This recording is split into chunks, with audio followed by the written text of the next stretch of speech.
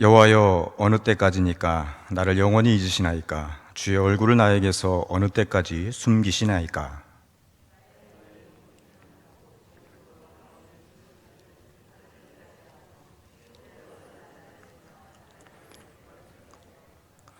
여호와 내 하나님이여, 나를 생각하사 응답하시고 나의 눈을 밝히소서. 두렵건대 내가 사망의 잠을 잘까 하오며.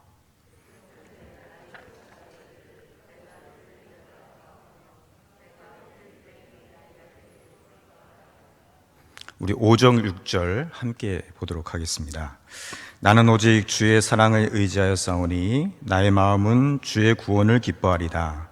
내가 여호와를 찬송하리니 이는 주께서 내게 은덕을 베푸심이로다. 아멘. 할렐루야.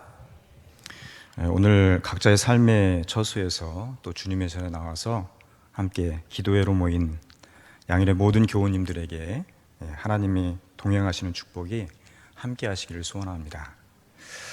오늘 함께 읽은 본문 시편 13편의 표제어가 이렇게 시작하고 있습니다. 다윗의 시, 인도자를 따라 부르는 노래라고 그렇게 되어 있습니다. 인도자를 따라 부르는 노래는 찬양대, 성가대죠. 지휘자의 인도, 즉 지휘자의 지휘를 따라서 노래했다는 의미를 가지고 있습니다. 오늘 다윗의 이 시는 다른 시들과 비슷하게 사울 왕에게 쫓겨다닐 때에 지은 것으로 여겨집니다. 시편에 보면은 다윗의 시가 굉장히 많이 나옵니다.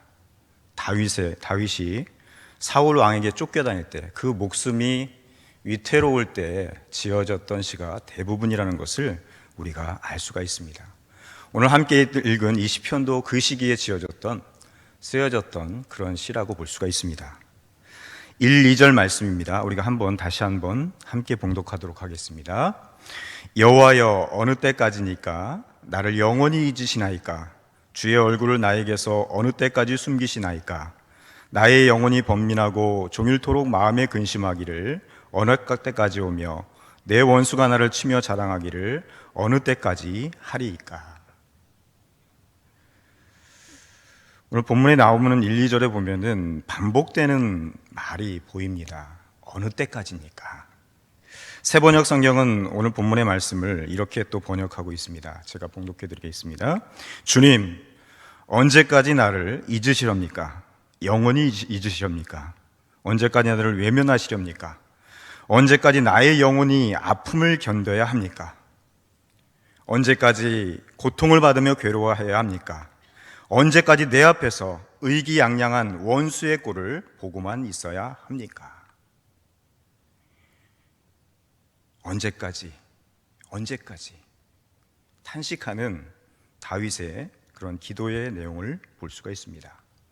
우리가 시편을 읽다 보면은 반복되는 표현을 많이 접하게 됩니다.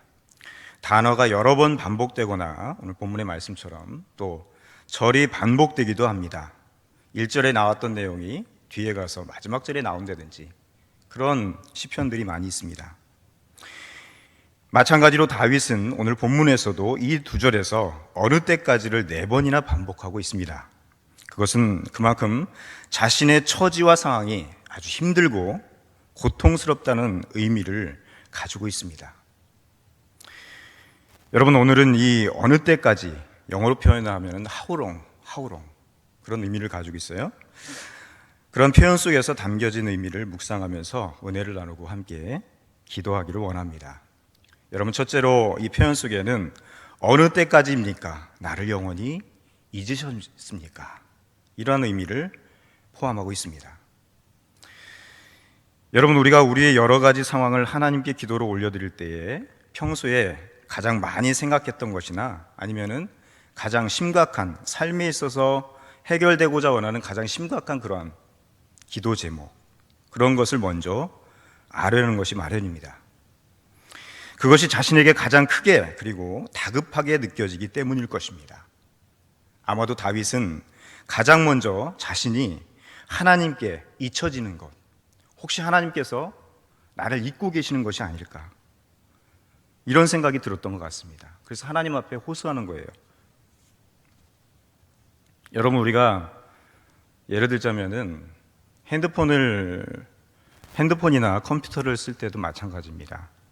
있는 것, 즉 지우기, 삭제를 잘해야 합니다.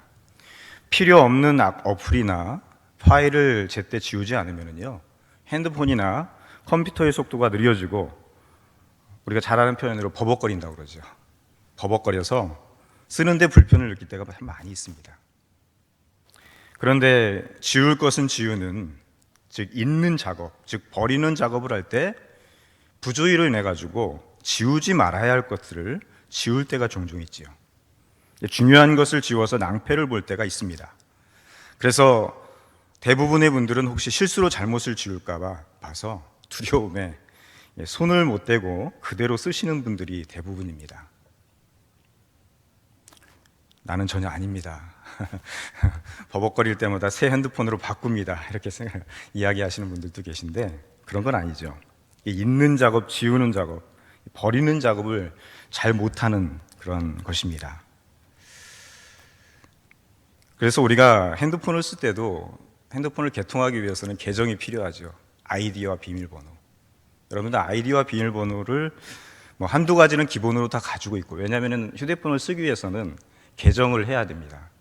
핸드폰을 바꾸면은 똑같은 계정으로 동기화를 시켜야 그 핸드폰을 전에 있던 내용을 가지고 와서 그대로 쓸 수가 있죠. 근데 여러분 핸드폰을 바꿀 때마다 우리는 그 계정 때문에 애를 먹죠. 왜냐하면은 자주 잊어버리기 때문에 그것을 기억해두기를 않아요. 어딘가 적어놓기는 하고, 또 자주 쓰시는 분들은 항상 그것을 기억하고 있지만은 그렇지 못할 때가 대부분입니다. 참 어리석죠. 여러분들 그 계정에 대한 아이디나 비밀번호는 잊지 마시고 꼭 기록해 두세요. 잘 볼 수 있는 곳에. 그래 나중에 낭패를 당하지 않습니다. 그런 것을 잊어버렸을 경우에 참 곤란한 일들을 많이 겪게 되고 어려움을 겪게 되는 것이 우리의 그런 삶이라는 것을 볼 수가 있습니다. 여러분, 우리가 핸드폰을 쓸 때 삭제 작업이 어려운 것처럼 사람이 사람을 잊는 것도 작은 일이 아닙니다. 누군가를 잊어버리는 것. 내가 누군가를 잊는 것은 그 사람에 관한 모든 기억을 지우는 것입니다. 그래서 그 사람은 내 인생에는 없는 사람이 됩니다. 그래서 잊는다는 것은 잊는 사람이나 잊혀지는 사람 모두에게 고통과 상처가 될 때가 많이 있습니다. 때로는 우리가 내 인생에 있어서, 내 삶에 있어서 저 사람은 지워버리고 싶어, 그런 마음이 들 때가 있죠.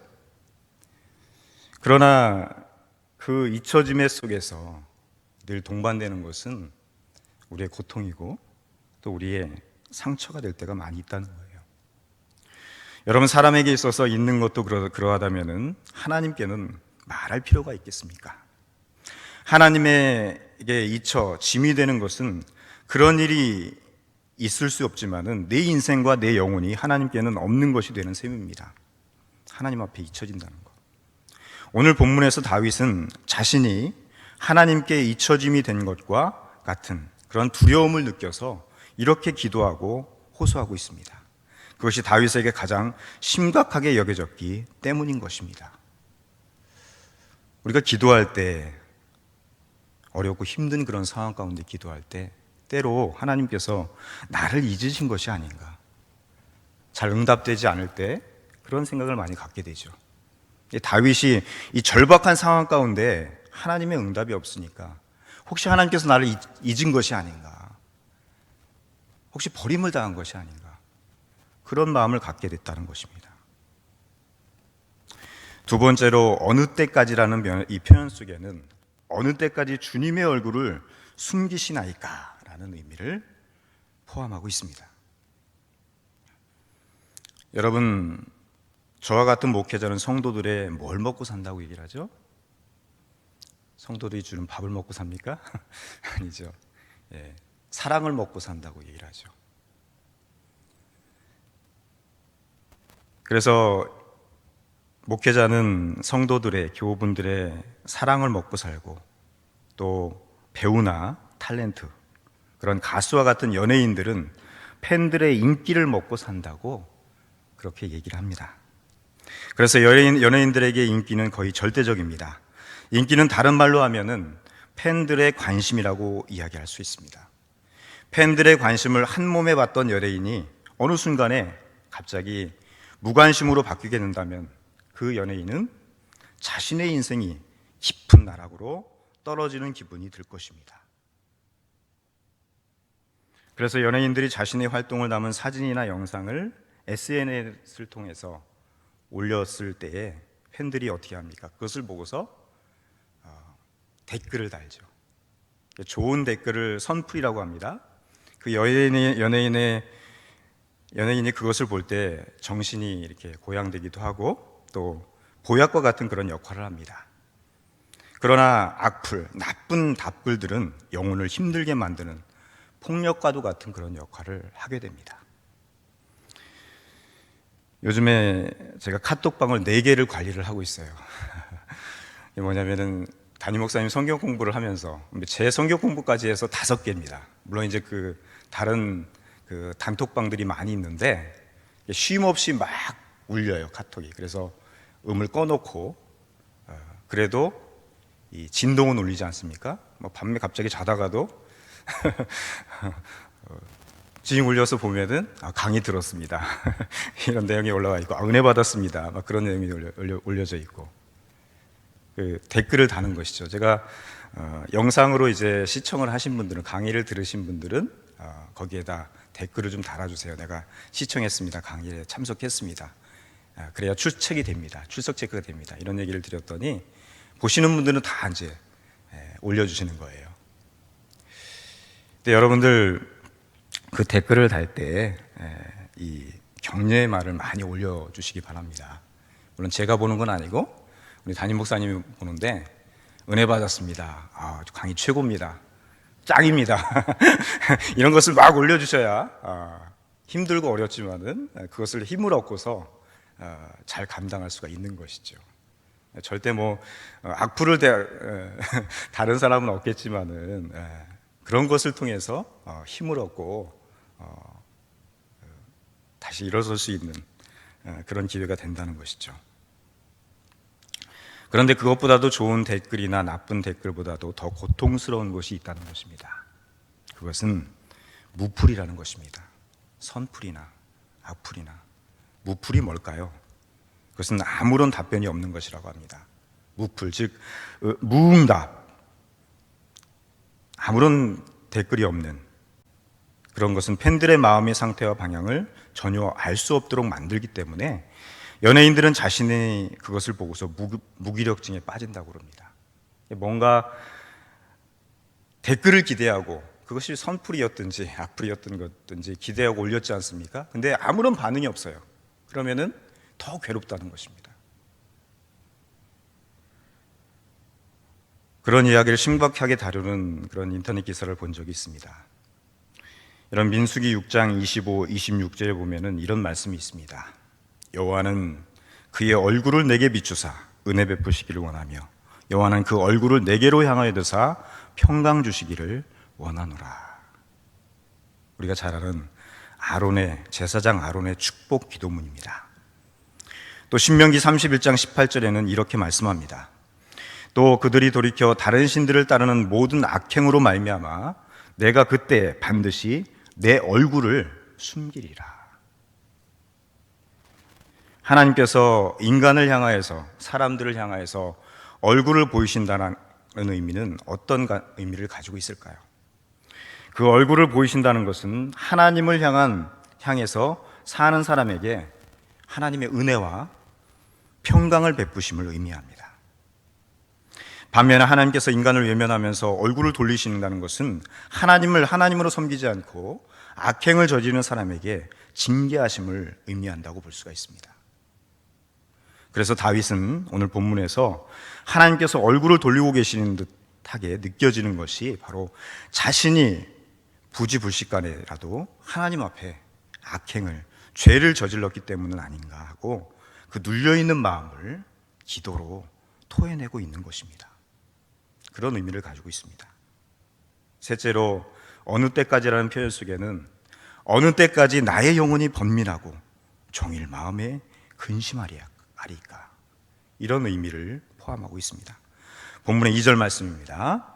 나의 영혼이 번민하고 종일토록 마음에 근심하기를 어느 때까지 하오며 내 원수가 나를 치며 자랑하기를 어느 때까지 하리이까? 탄식입니다.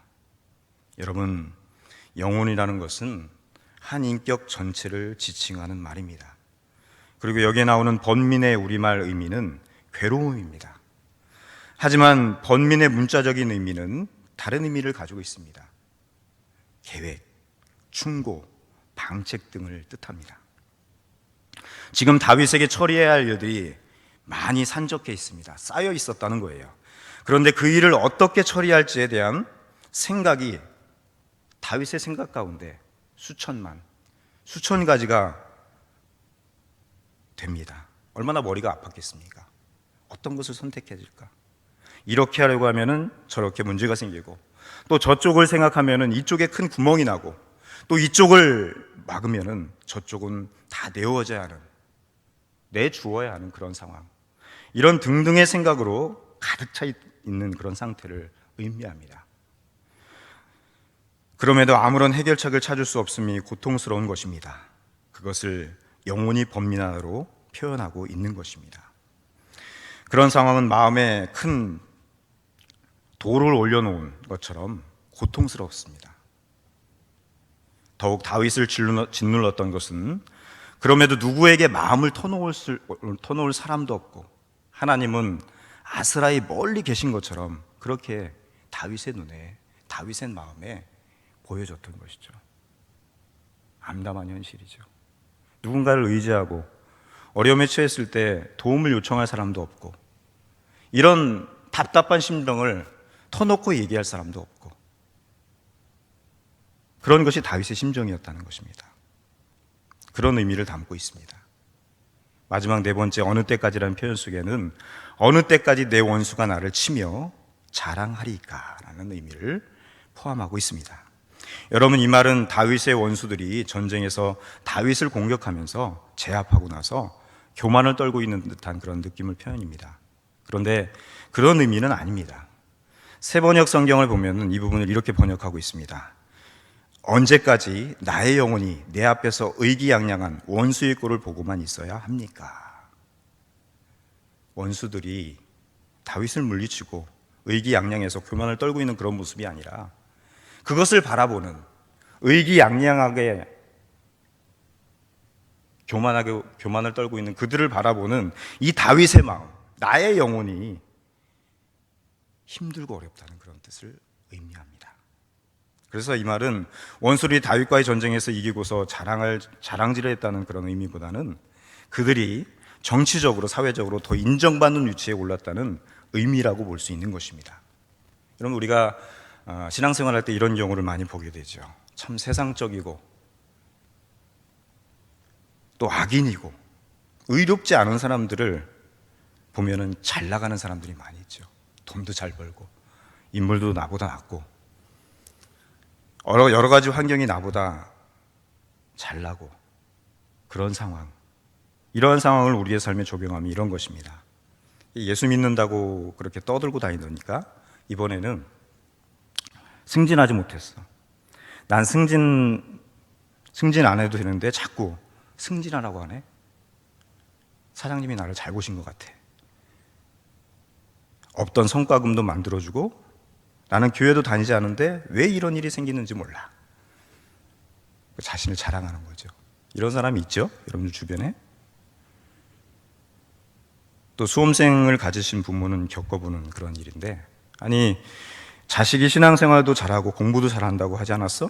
그런데 시험을 망쳐서 삼류대학을 가다니 안 됐다. 우리 딸은, 우리 아들은 별로 공부를 하는 것까지도 안 하는데 인류대학을 갔는데, 그러면서 어깨를 두들겨주면서 괜찮아, 대학이 다야, 그러면서 자랑하는 그런 것들 우리가 경험할 수 있죠. 그러면서 눈초리를 살짝 가늘게 째려보면서 자랑을 합니다. 여러분들, 이런 경험을 할 때 어떤 마음이 드십니까? 이 다윗과 같은 그런 마음이지 않겠습니까?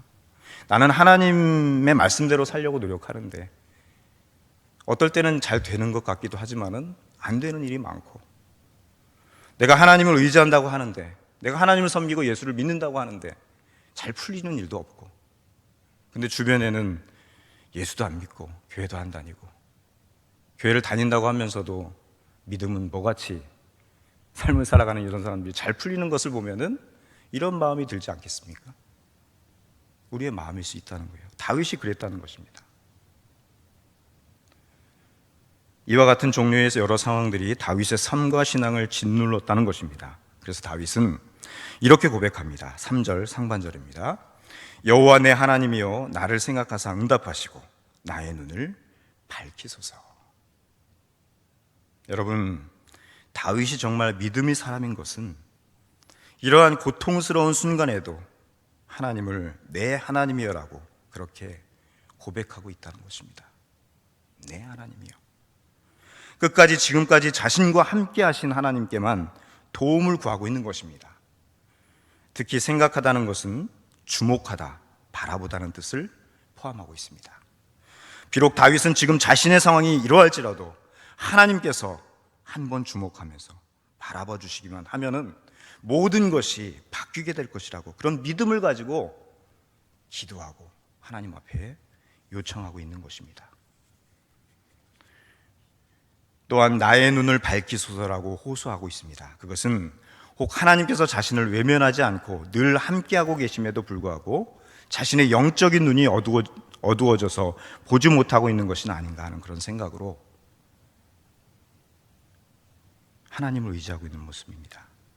여러분, 우리의 신앙에도 하나님께서 함께하지 않으심보다 하나님께서 함께하심에도 우리의 눈이 가려져 있거나 보려고 하지 않기 때문에 보지 못하는 경우가 훨씬 더 많다는 사실을 여러분들 기억하시기 바랍니다. 다윗이 하나님께 자기를 주목하여 보시고 응답해 주실 뿐만 아니라 자기의 눈을 밝혀주시기를 요청하는 이유를 두 가지의 두려움으로 말하고 있습니다. 3절과 4절 말씀입니다. 제가 세번역 성경으로 읽어드리겠습니다. 나를 굽어 살펴주십시오. 나에게 응답하여 주십시오. 주 나의 하나님, 내가 죽음의 잠에 빠지지 않게 나의 눈을 뜨게 하여 주십시오. 나의 원수가 내가 그를 이겼다 하고 말할까 두렵습니다. 내가 흔들릴 때에 나의 대적들이 기뻐할까 두렵습니다. 다윗의 표현이 참 독특하다는 것을 볼 수가 있습니다. 두려움으로 표현하고 있습니다. 다윗이 자기 눈을 밝혀주시기를 기도한 이유는 사망의 잠을 잘까 두렵기 때문이었습니다. 사망의 잠. 이 사망의 잠의 표현의 의미는 육체적인 죽음도 의미하지만 실제적 의미는 영적인 죽음을 뜻하는 말입니다. 다윗이 지금 겪고 있는 삶의 무게와 고통이 죽음을 느끼게 할 만큼 무겁고 힘들다는 의미입니다. 또한 다윗은 이러한 억울한 상태가 계속되면은 하나님에 대한 신앙이 흔들리고 급기야 하나님과의 관계가 단절되어서 하나님이 없는 삶을 사는 영적인 죽음의 상태에 이를까, 그것을 바로 두려워하고 있는 것입니다. 여러분들은 이런 두려움을 느껴보신 적이 있습니까? 내가 행여 깨어있지 못하고 하나님 말씀 가운데 떠나 살 때 하나님의 내 영이 죽진 않을까? 행여나 하나님의 뜻을 바로 알지 못하고 곁길로 가지 않을까? 그런 두려움, 하나님에 대한 경외감이 우리 안에 늘 있어야 된다는 것입니다. 그냥 우리는 예배드리지 못하면 그것으로 끝나고, 하나님 말씀을 듣지 못하면 그것으로 끝나고, 될 대로 되라, 마치 이런 마음을 가지고 그렇게 신앙생활을 할 때가 얼마나 많이 있습니까? 여러분, 다윗과 같이 내가 사망의 잠을 잘까 두려워하는 그런 마음이 있기를 바랍니다. 여러분, 과거에 하나님과 동행한다고 고백했던 수많은 사람들이 지금은 하나님과 상관없는, 하나님이 없는 삶을 살아가는 경우가 많이 있습니다. 그런 사람들을 많이 보게 됩니다. 하나님이 없는 삶에서 하나님이 있는 삶으로 돌이켜 사는 것이 바로 영원한 생명과 영원한 지혜를 얻는 길임을 다시 한번 깨닫아 주시고 하나님께 요청하고 기도하실 수 있기를 주님의 이름으로 축원합니다. 둘째로 다윗이 자기 눈을 밝혀주시기를 기도한 이유는 원수들이 이겼다 할까, 대적들이 기뻐할까 두렵기 때문이었습니다. 다윗의 삶에 있어서 두려움은 단지 자신이 패배당한 것만을 의미하지 않습니다. 다윗이 골리앗과 싸우러 나갈 때 이렇게 외쳤죠. 사무엘상 7장 45절, 우리가 잘 아는 말씀이시죠. 다윗이 블레셋 사람에게 이르되 너는 칼과 창과 단창으로 내게 오거니와 나는 만군의 여호와의 이름 곧 내가 모욕하는 이스라엘 군대의 하나님 이름으로 내게 나가노라. 아멘. 다윗은 골리앗이 모욕했던 이스라엘 군대의 하나님의 이름으로 나아갔습니다. 즉 다윗은 하나님의 이름이 모욕당하는 것을 견딜 수 없었던 것입니다. 그에게 원수들이 이겼다 할까봐, 대적들이 기뻐할까에 대한 두려움은 상황적이거나 심리적인 것이 아니라 바로 그에게 있어서, 다윗에게 있어서 이것은 철저하게 영적인 문제였습니다. 영적인 것이었습니다. 이런 다윗의 하나님을 향한 간절한 요청, 기도 속에서 5절에서 바로 반전이 일어나는 것을 볼 수가 있습니다. 5절 말씀입니다. 나는 오직 주의 사랑에 의지하였사오니 나의 마음은 주의 구원을 기뻐하리이다. 아멘. 여러분, 5절이 우리 성경에는 나는으로 시작되지만은 그 앞에 역으로 시작되는 부사지요. 역 부사가 있습니다. 그래서 대부분의 영어 성경에는 그러나 나는 이렇게 되어 있습니다. 영어로 하면 but I로 시작합니다. 그래서 5절 말씀을 영어로 읽어드리면 이런 거예요. But I trust in your unfailing love. My heart rejoice in your salvation. 무슨 말씀인지 이해가 되십니까? 다윗의 마음이 완전히 바뀌어서 이제 그의 기도가 완전히 달라졌음을 의미합니다. 다윗은 오직 주님의 사랑을 의지하였다고 합니다. 오늘 본문에 보면은 다윗이 I trust in your unfailing love. 그 하나님의 사랑은 결코 실패하지 않는 사랑. 그 사랑을 믿고 의지한다는 것입니다. 여러분, 그렇습니다. 저를 향한 하나님의 사랑, 여러분들을 향한 하나님의 사랑은 결코 실패함이 없습니다. 한번 사랑으로 작정하신 그 사랑을, 하나님의 사랑은 결코 실패하지 않습니다. 때로는 하나님이 없는 것 같고, 하나님 나를 떠난 것 같고, 하나님의 징계를 받아서 사랑받지 않고 탕자가 되어버린 그런 느낌을 받을 때도 하나님은 결코 구원의 끈을 놓지 않으십니다. 그것이 바로 다함이 없는, 실패함이 없는 하나님의 사랑인 줄 믿습니다.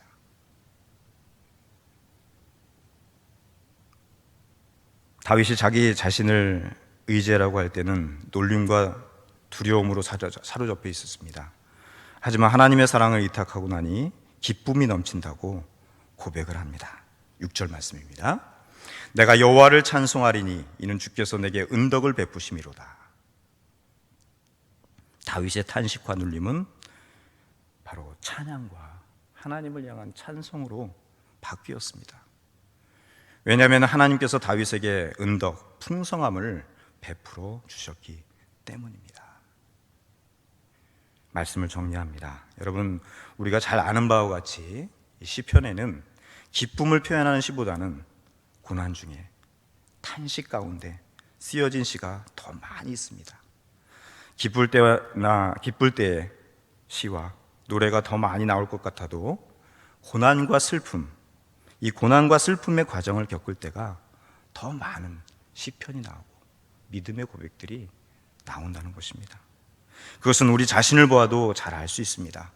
여러분, 우리에게 기쁜 일이 일어날 때보다 슬픔과 고난을 겪을 때 훨씬 더 깊은 기도를 우리는 드리게 됩니다.